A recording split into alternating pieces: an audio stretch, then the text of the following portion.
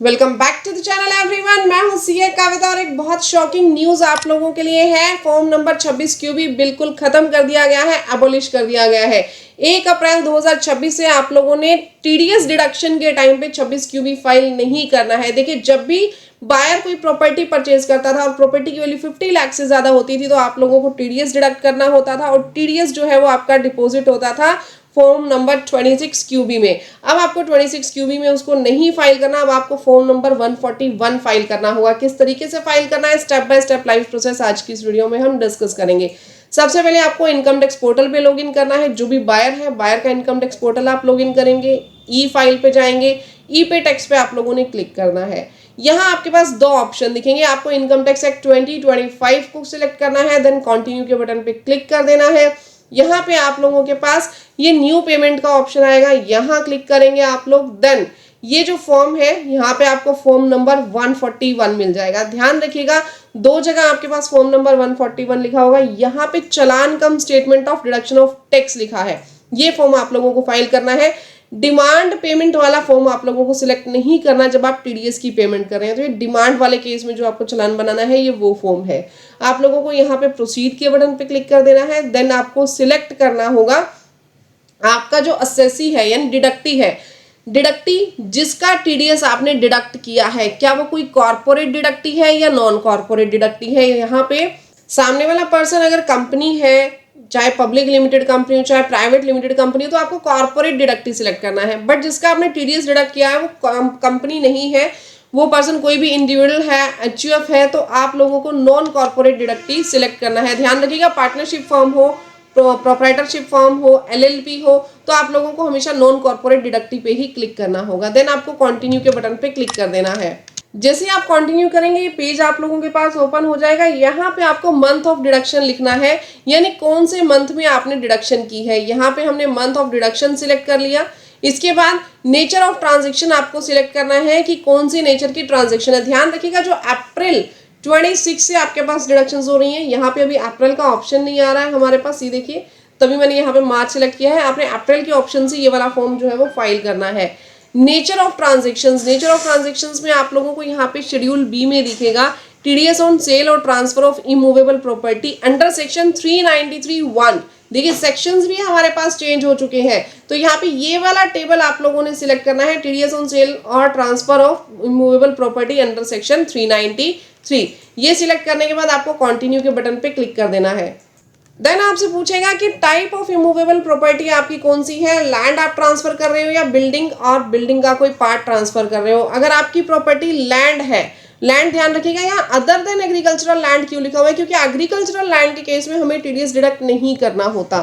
Then आप लोगों को देखना है, लैंड है तो यहाँ क्लिक कीजिए, अदरवाइज बिल्डिंग है तो यहाँ क्लिक कीजिए। यहाँ पे एड्रेस के अंदर जो कंट्री है वो ऑटोमेटिकली आपकी सिलेक्टेड होकर के आएगी। देन आपको यहाँ पे जो आपका बिल्डिंग नंबर है, road, pin code, post office, ये सारा एड्रेस का डिटेल आपको यहाँ पे फाइल करनी है। इसके बाद आपसे पूछेगा कि आप लोगों की डेट ऑफ एग्रीमेंट क्या थी, यानी आप लोगों ने कब एग्रीमेंट किया था कि आप प्रॉपर्टी को बाय करेंगे और सामने वाला पर्सन सेल करेगा, वो आपको यहाँ एंटर करना है। रजिस्ट्री कब हुई आपकी, रजिस्ट्री जो आपके पास सेल डीड होगी, सेल डीड के ऊपर डेट लिखी होगी जब आपकी प्रॉपर्टी की रजिस्ट्री आपके नाम पे हुई है, वो यहाँ पे आपको एंटर करना है। स्टैंप ड्यूटी वैल्यू, देखिए जो प्रॉपर्टी आप सेल करते हैं, फॉर एग्जांपल सामने वाले पर्सन ने आपको 60 लाख की प्रॉपर्टी बेची, लेकिन उसकी स्टैंप ड्यूटी वैल्यू यानी जो उसकी लोकल अथॉरिटीज के हिसाब से उसका सर्कल रेट था वो आपके पास 40 लाख था, तो यहाँ पे आपको 40 लाख एंटर करना है। और हो सकता है कि कई बार स्टैंप ड्यूटी वैल्यू भी आपने रजिस्ट्री करवाई हो, तो वो वैल्यू आपको यहाँ पे एंटर करनी, जो भी आपका सर्कल रेट है। सेल डीड पे आपको सर्कल रेट मिल जाएगा। Then total sale consideration in respect of the property, जैसे 40 लाख उसकी स्टैंप ड्यूटी वैल्यू थी, 60 लाख में आपने सेल की, तो यहाँ पे क्या आ जाएगा, यहाँ पे 40 लाख आ जाएगा, यहाँ पे क्या आएगा, 60 लाख आ जाएगा। दैट में ऑल्सो भी पॉसिबल कि आपकी जो स्टैंप ड्यूटी वैल्यू है वो इसके इक्वल हो, इक्वल भी हो सकती है। बट अगर ऐसा हुआ कि स्टैंप ड्यूटी वैल्यू ज्यादा है, सेल कंसिडरेशन कम है, तो ध्यान रखिएगा टीडीएस स्टैंप ड्यूटी वैल्यू पे ही डिडक्ट होगा और कैपिटल गेन भी स्टैंप ड्यूटी वैल्यू के हिसाब से ही लगेगा। क्लियर? तो ये जब डाटा आप फाइल करेंगे ना, तो बहुत ध्यान से आप लोगों ने फाइल करना है। आप लोगों को कंप्लीटली पहले इस चीज को स्टडी करना है, ऐसे ही अगर आप लोगों ने फाइल कर दिया तो कल को आप लोगों को दिक्कत भी हो सकती है।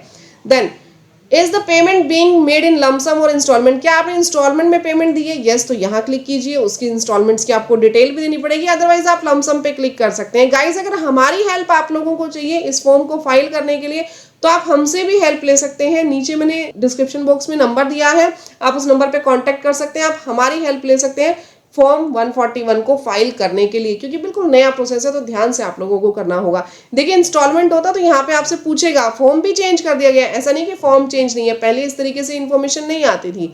इंस्टॉलमेंट है तो फर्स्ट इंस्टॉलमेंट है, सब्सिक्वेंट इंस्टॉलमेंट है, यानी फर्स्ट तो हम दे चुके हैं, उससे अगले की इंस्टॉलमेंट है या लास्ट इंस्टॉलमेंट है, आपको ये सारा डेटा देना होगा।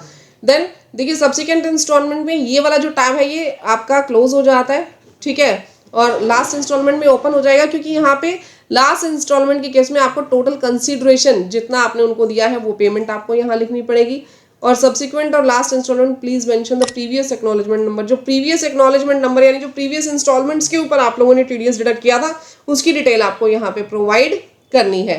क्लियर? और अगर लमसम है तो जस्ट लमसम पे क्लिक कीजिए, यहाँ पे ये वाली कोई भी इंफॉर्मेशन आपको देने की जरूरत नहीं है। ये बायर की डिटेल आपकी ऑटोमेटिकली आएगी, ये यहाँ से डाटा उठा लेगा, आपको इसको सिलेक्ट कर लेना है। और अगर आपके एक से ज़्यादा बायर हैं तो आप लोगों को कंप्लीटली जो उसका एक अलग फॉर्म फाइल करना पड़ेगा उस बायर के प्रोफाइल से, आपको यहाँ पे सिर्फ इन्हीं के प्रोफाइल से करना है।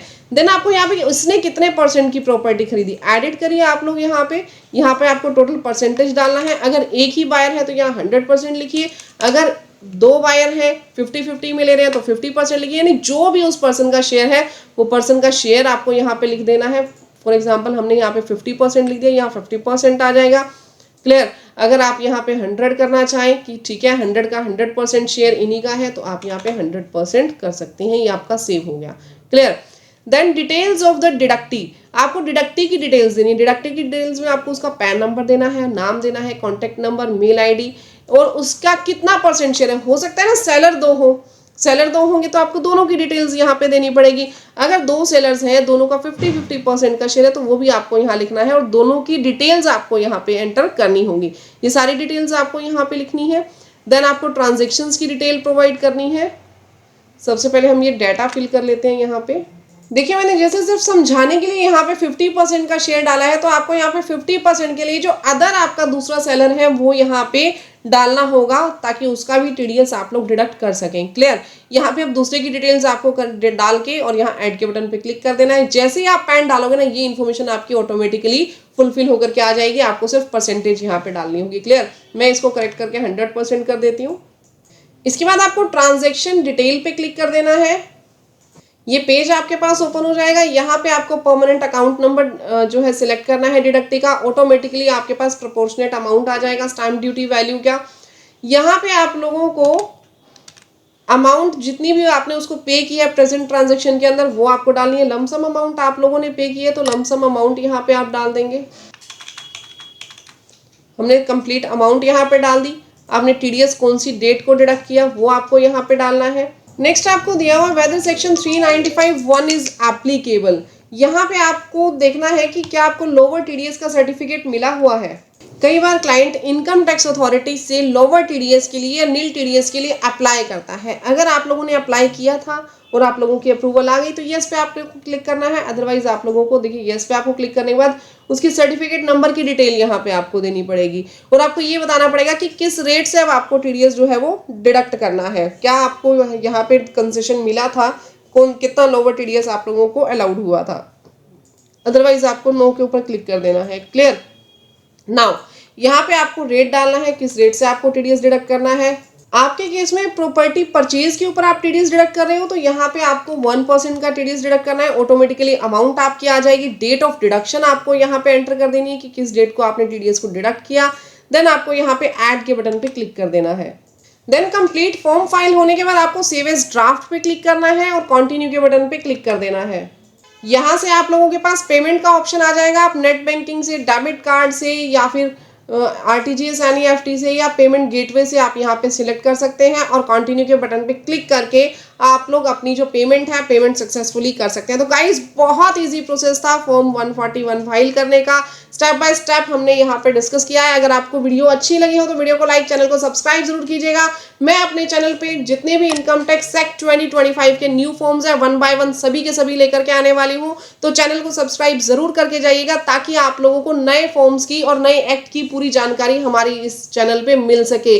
आपके पास जितने भी अब आईटीआर के फॉर्म्स अवेलेबल होंगे, आईटीआर भरी जाएंगी इस साल की, स्टेप बाय स्टेप हम हर एक आईटीआर को यहाँ पे फाइल करना सिखाएंगे। तो आप लोगों को वीडियो को लाइक, चैनल को सब्सक्राइब जरूर करना है। अगर आप लोग चाहते हैं कि मैं स्पेसिफिक किसी प्रोविजन के ऊपर वीडियो लेकर के आऊँ, स्पेसिफिक किसी फॉर्म के ऊपर वीडियो लेकर के आऊँ, तो मुझे कमेंट सेक्शन में जरूर बताइएगा।